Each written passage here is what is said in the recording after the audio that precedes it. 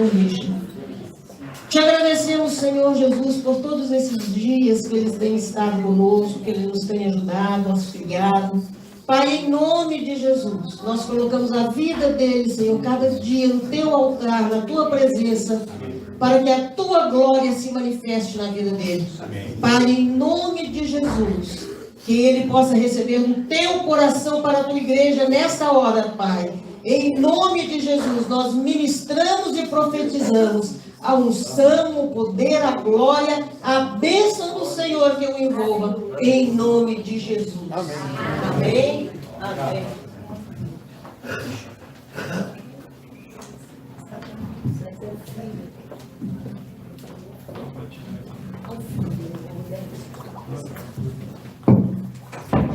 Bom dia, irmãos. Graça e paz a vocês. Amém.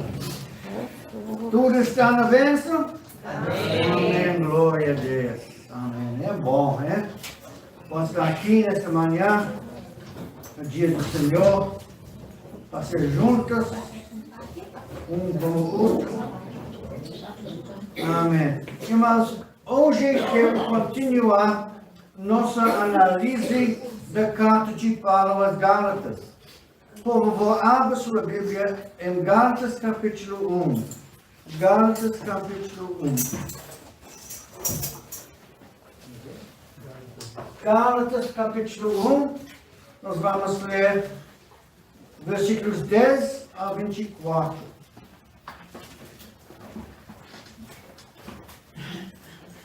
Versículo 10 a 24.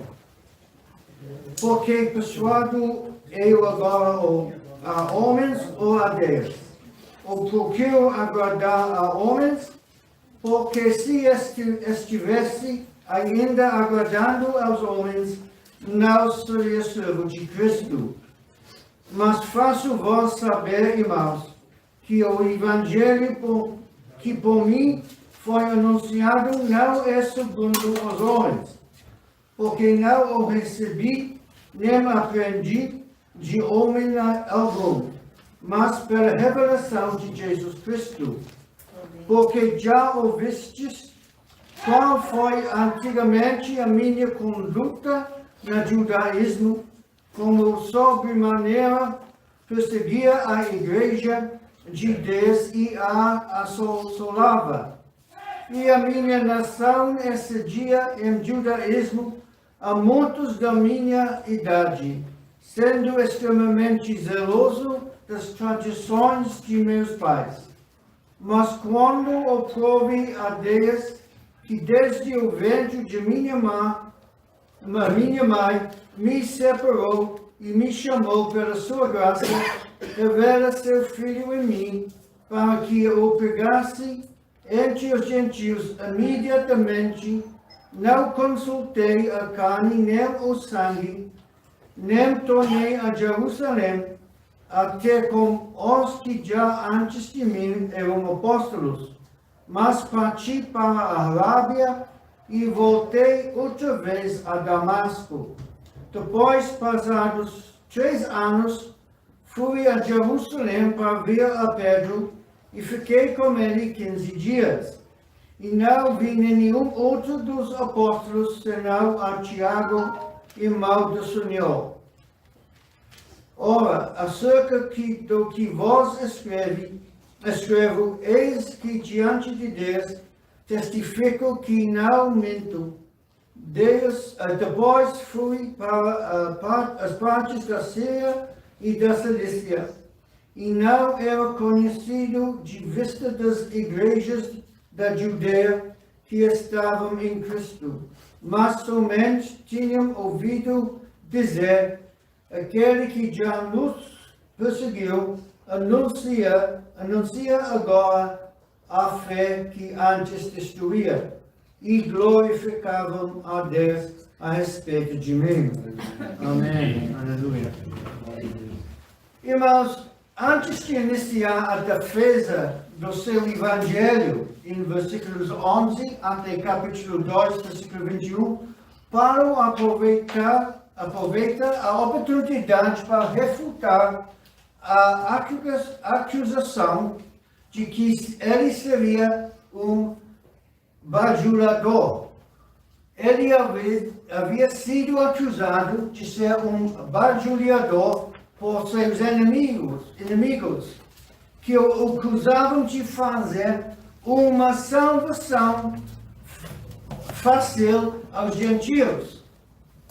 Era uma salvação fácil porque não incluía a necessidade de ser circuncidado e de observar a lei, o que também implicava que ele estava fazendo isso em detrimento da verdade. Será que seus inimigos usariam dizer isso agora? Pergunta Paulo. Depois de ter escrito de forma tão contundente, será que quem busca agradar as pessoas pronuncia anatemas contra aqueles que ensinam falsos evangelhos?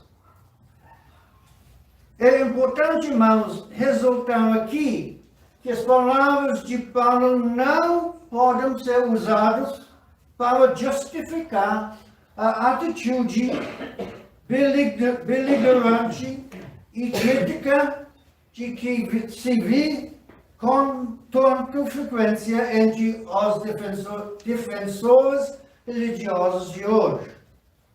Por um lado, Paulo, por vezes, realmente se esforçava para agradecer as pessoas. Olha em 1 Coríntios, capítulo 9, versículos 19 e 22. Embora não quando o Evangelho estava em jogo, ele está simplesmente dizendo aqui que não agradava as pessoas em detrimento de agradar a Deus. Além disso, a palavra agora confere um sentido limitado a este versículo, como se Paulo estivesse dizendo: fui suficientemente claro a respeito do Evangelho de Cristo. Alguém pode agora me acusar de buscar agradar as pessoas ao apresentá-lo? Pergunta Paulo. O absurdo de acusar Paulo de ser alguém que busca agradecer as pessoas e reforçado pela frase a seguir, no qual Paulo afirma ser servo de Deus, de Cristo. Jesus havia dito: ninguém pode servir dois senhores.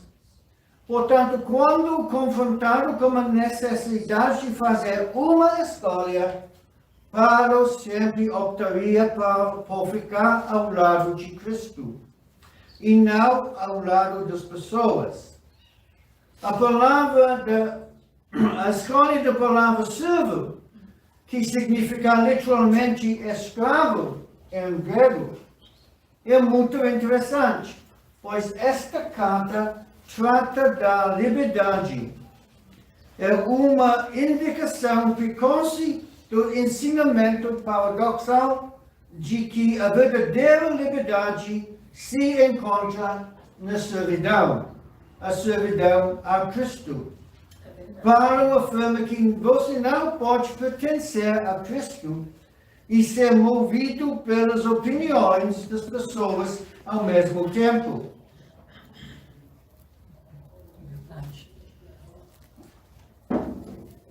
Em versículos 11 a 24, Paulo começa a sua defesa do seu apostolado. Vamos ler versículos 11 e 12. Gálatas 1, 11 e 12.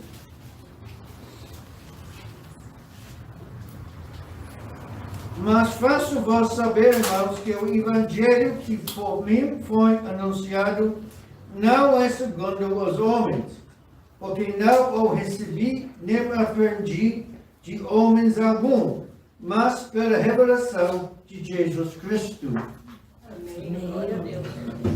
Irmãos, com esses dois versículos, o leitor chega à primeira tese importante de Paulo. Ele falou do Evangelho nos versículos 6 a 9 afirmando claramente que existe apenas um evangelho. Mas as pessoas poderiam perguntar: por que o seu evangelho deveria ser o padrão? Paulo, por que não outro evangelho? Ou, se é verdade que só pode haver um evangelho, por que um ensinamento totalmente diferente não seria o evangelho padrão? Em sua resposta, Paulo enfatiza a origem divina de seu ensinamento, que ele recebeu diretamente de Deus. Ao longo do restante dos capítulos 1 e 2, Paulo defende essa tese recorrendo à sua própria experiência religiosa.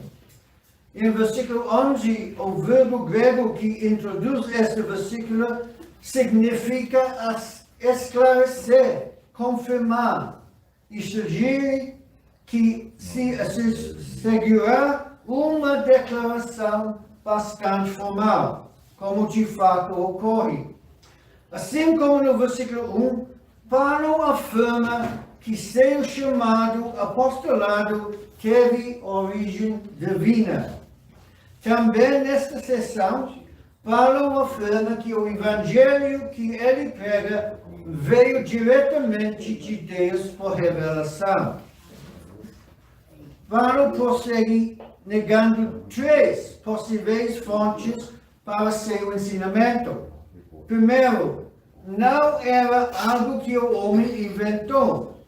Isso é obviamente verdade, pois o lugar central da cruz e da ressurreição não figura nas religiões criadas pelo homem. As pessoas parecem sempre preferir o que as lisonjeia e afirma a bondade humana, não o que as julga. No versículo 12, Paulo também nega que seu ensinamento tenha sido recebido de algum homem. Trata-se de uma negação diferente daquela do versículo 11.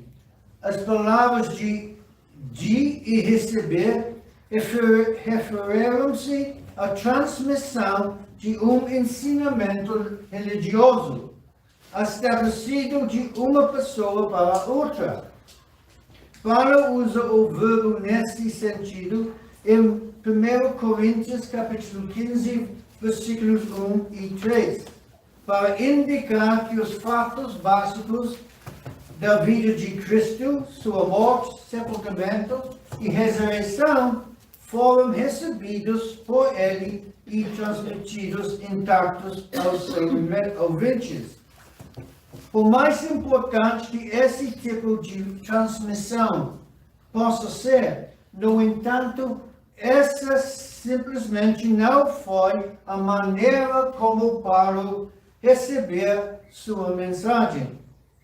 Por fim, Paulo acrescenta que a ele também não foi ensinado o Evangelho. A instrução não foi o canal pelo qual ele chegou à verdade. Isso pode ser a maneira como a grande maioria dos cristãos recebe o Evangelho, incluindo os Gálatas, já que o próprio Paulo os havia instruído, mas não foi assim que Paulo recebeu a verdade. Paulo agora destaca o lado positivo de sua tese, afirmando que o Evangelho lhe foi revelado por meio de uma revelação, um desdobramento inesperado do que antes era um segredo, uma experiência singular, comparável apenas àquele que vivida pelos apóstolos que o precederam. O Evangelho que foi revelado a Paulo é único, precisamente porque sua fonte não foi Paulo, mas o próprio Deus. Ele o recebeu diretamente de Jesus, ressuscitado na estrada do Damasco, Atos 9.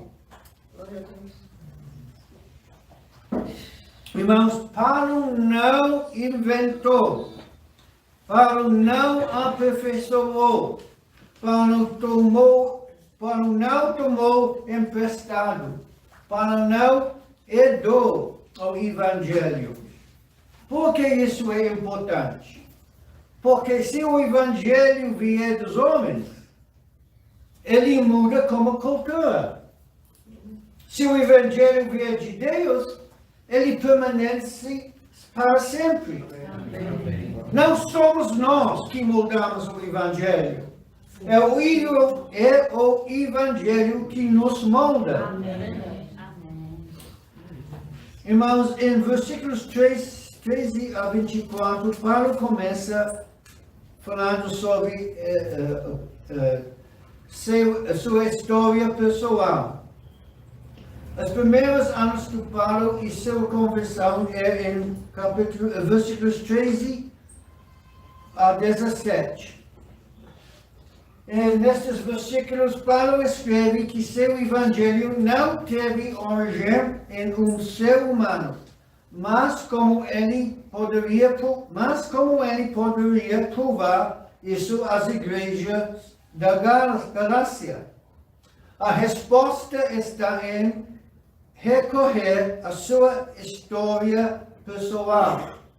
Portanto, no restante do capítulo, Paulo mostra as condições de sua vida antes de sua conversão, no momento da conversão e durante um período razoável após a conversão. Não eram tais que ele pudesse ter recebido o Evangelho dos outros, particularmente dos apóstolos de Jerusalém. Pelo contrário, o próprio isolamento de sua vida nessa época mostra que o Evangelho deve ter chegado a ele diretamente de Deus, como ele acaba de indicar. No versículo 13, vamos ler o versículo 13.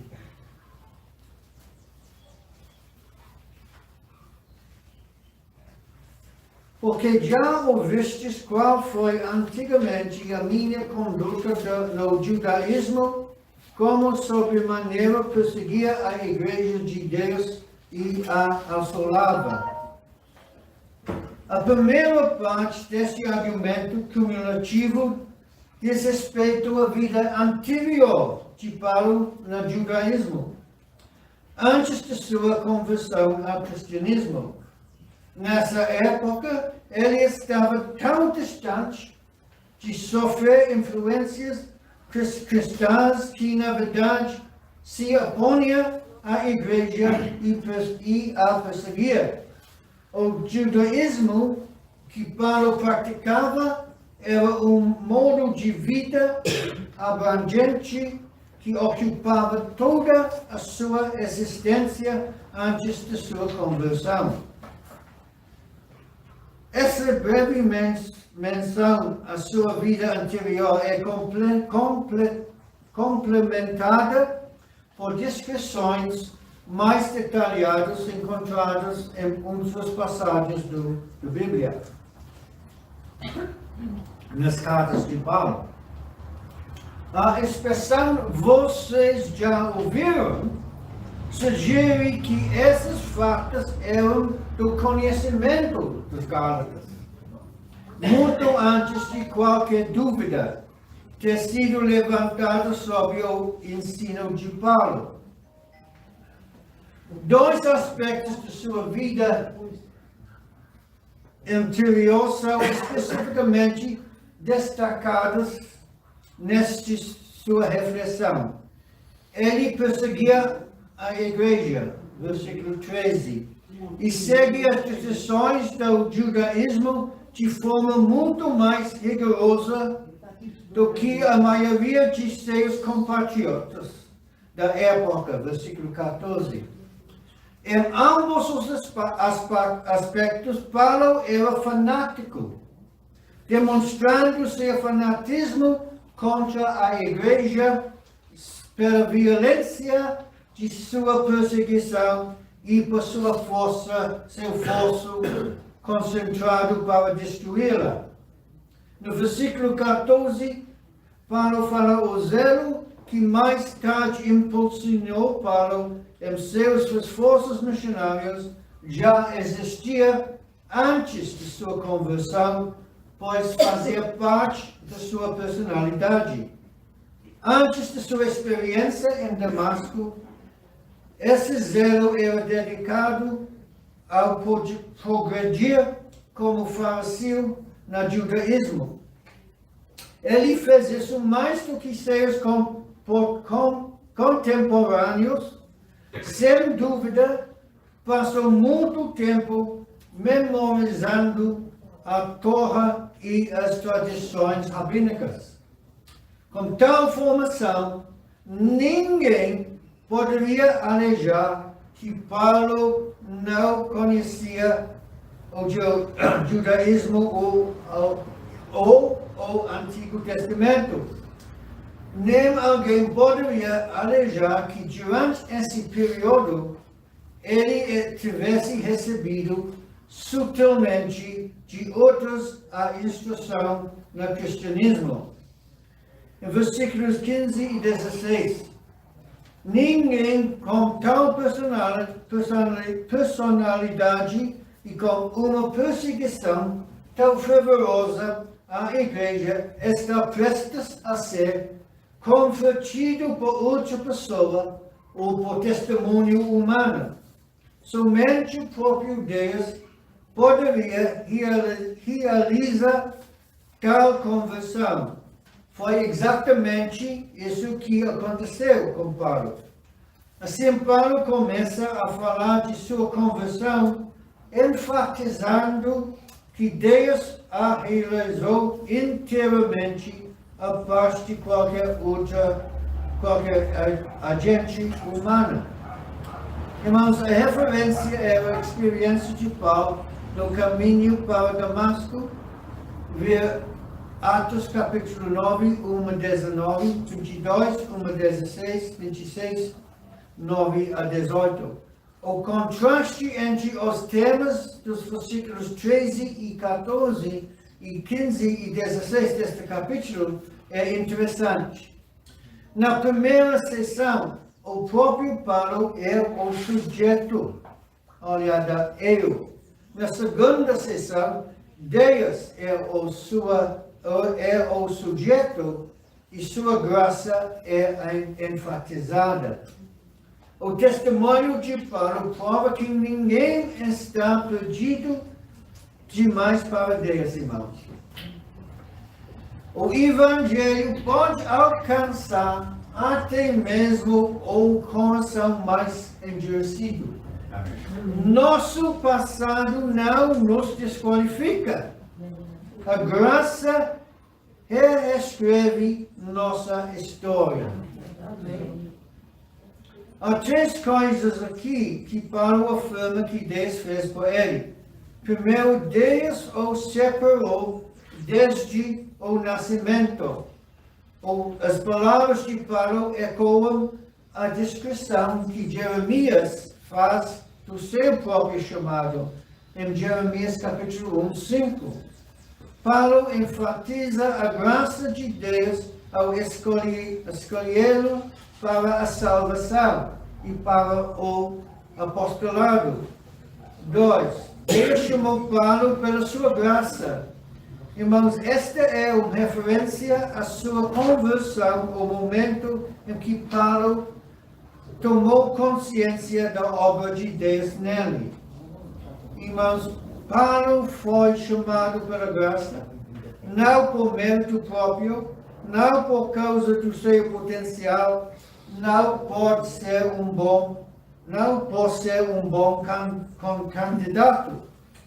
Irmãos, a graça é favor imerecido de Deus para com pecador que não o merece. Terceiro, Deus revelou seu Filho em Paulo. Versículo 16. Essa frase provavelmente se refere à súbita compreensão do que Deus havia feito na vida de Paulo ao colocar a vida do Senhor Jesus Cristo dentro dele. Deus fez isso para que ele pudesse se tornar apóstolo dos gentios.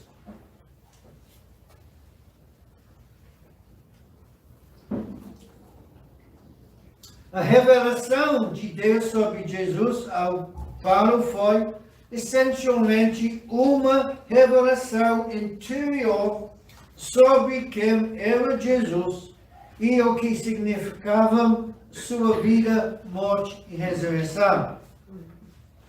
Isso se tornou parte tão integrante dele, mesmo nessa fase inicial de sua experiência cristã, que ele imediatamente começou a divulgar a revelação de Cristo aos outros. Irmãos, que graça isso demonstra.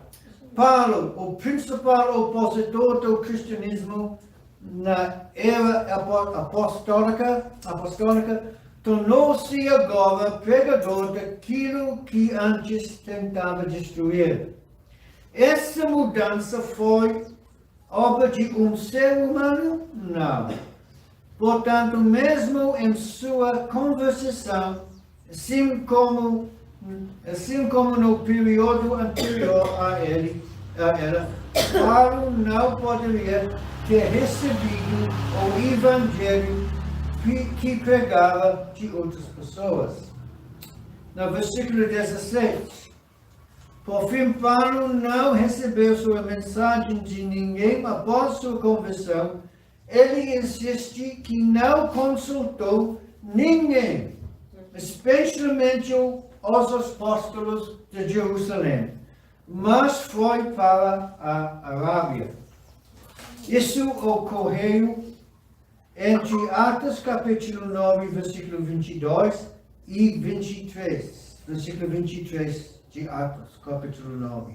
Entre os dois, versículos 22 e 23.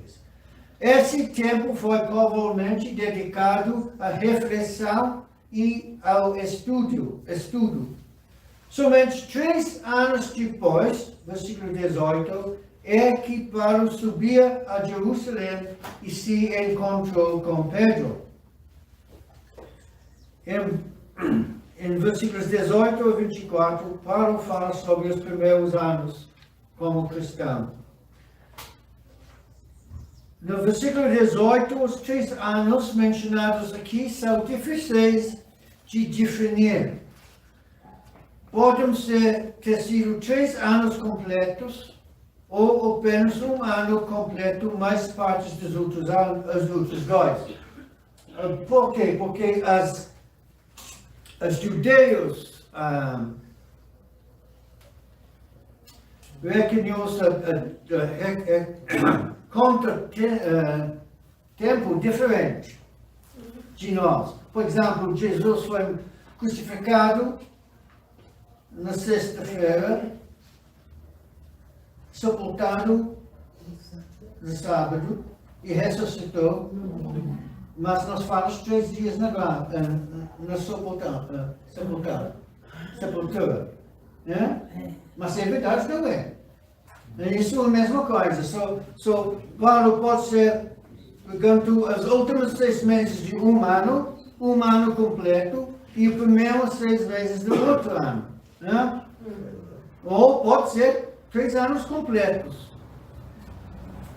A formulação de Paulo aqui também não indica o ponto a partir do qual os 3 anos ou as partes de 3 anos devem ser contadas. Teria sido a partir do momento de sua conversão ou de seu retorno a Damasco. o mais provável é que tenha sido a partir do momento de sua conversão. Nesse caso, essa visita a Jerusalém teria ocorrido por volta de 35 anos depois de Cristo. Falando sobre Atos capítulo 9, versículos 26 a 29. Paulo tem enfatizado que ninguém dos apóstolos encontrou em contato com ele para lhe transmitir o Evangelho antes, durante ou imediatamente após sua conversão. Agora, Paulo acrescenta que passou um período considerável de tempo até que ele finalmente conhece um dos 12 apóstolos em Jerusalém. Além disso, mesmo nessa ocasião, ele permanece não por mais do que 15 dias e encontrou-se apenas com Pedro e Tiago. Surge então a pergunta: por que Paulo foi encontrar-se com Pedro? Sem dúvida, eles conversaram sobre Cristo. E Paulo aproveitou a ocasião para aprofundar sua compreensão já sólida do Evangelho por meio das histórias que Pedro podia contar sobre a vida e os ensinamentos reais de Jesus.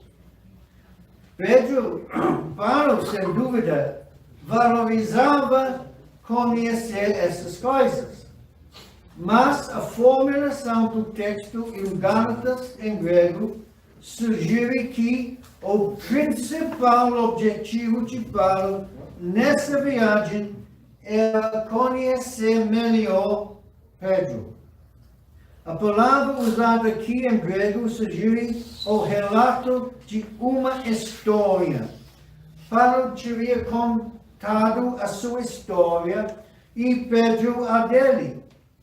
Assim, esses dois apóstolos de destaque se conheceram e se encorajaram mutuamente em relação ao trabalho que lhes esperava.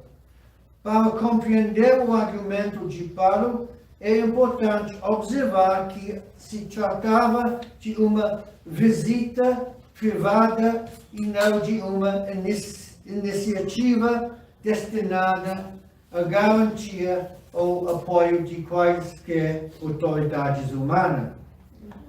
No versículo 19, talvez os oponentes legalistas de Paulo tentassem tirar proveito da admissão de Paulo de ter visitado Pedro para tentar demonstrar que, afinal, Paulo dependia dos apóstolos de Jerusalém. Bem, que eu faço? Paulo chegará a admitir que também viu Tiago, o irmão do Senhor, que mais tarde desempenhou um papel importante no concílio de Jerusalém. Uma leitura de Atos capítulo 9, 26 a 29, pode sugerir que Paulo foi apresentado a todas as apóstolos por Barnabé, mas Paulo afirma aqui que, na verdade, ele encontrou apenas 2.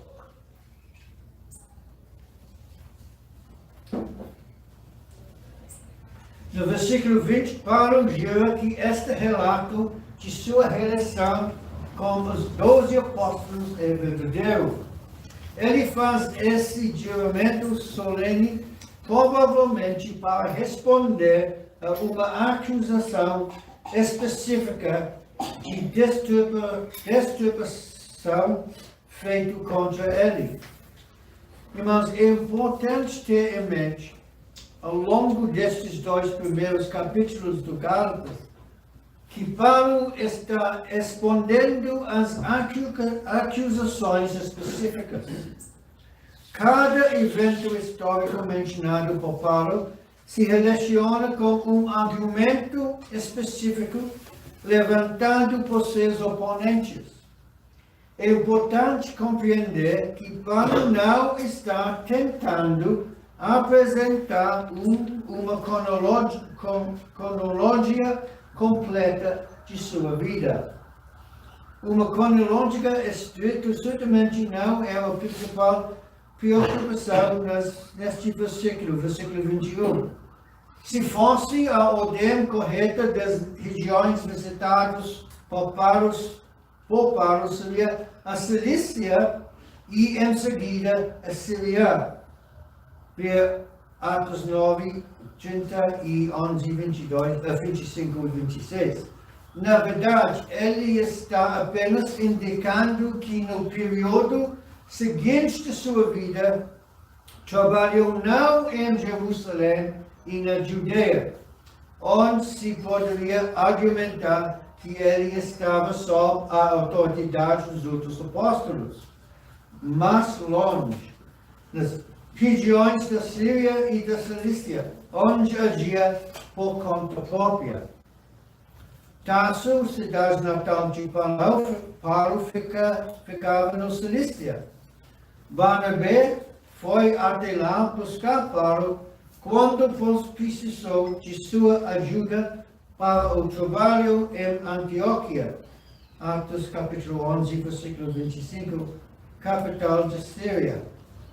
No versículo 22, como Paulo havia trabalhado por tanto tempo em relativa obscuridade no norte e não havia feito novas visitas a Jerusalém, ele era desconhecido pessoalmente pelos cristãos de Judeia.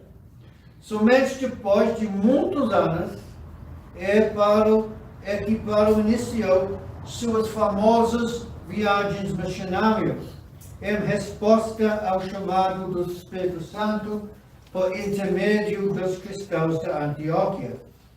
Em versículos 23 e 24, a palavra apenas no versículo 23 sugere que após sua conversão, Paulo desapareceu de tal forma que quase foi esquecido.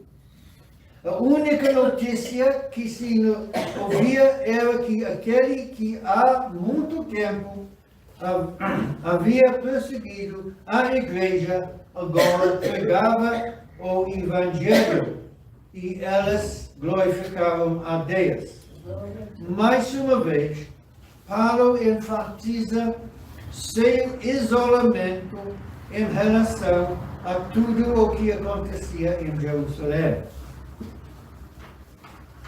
Irmãos, Gálatas capítulo 1, versículos 10 a 24, ensina três verdades fundamentais.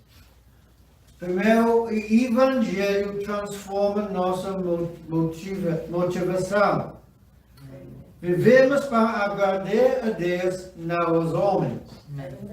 2. O Evangelho vem de Deus, versículos 11 e 12. Nós o guardamos, o pregamos e nunca o alteramos. 3. O Evangelho transforma nossa vida. Ninguém está além do seu poder. A vida de Paulo proclama esta mensagem. Sou o que sou pela graça de Deus. Amém. Irmãos, que esse seja o nosso testemunho. Que nossa vida leva outros a glorificar a Deus. Amém. E que o Evangelho que transformou Paulo nos transforme bem como aqueles a quem ministramos. Amém. Irmãos, o Senhor os abençoe. Amém. Amém.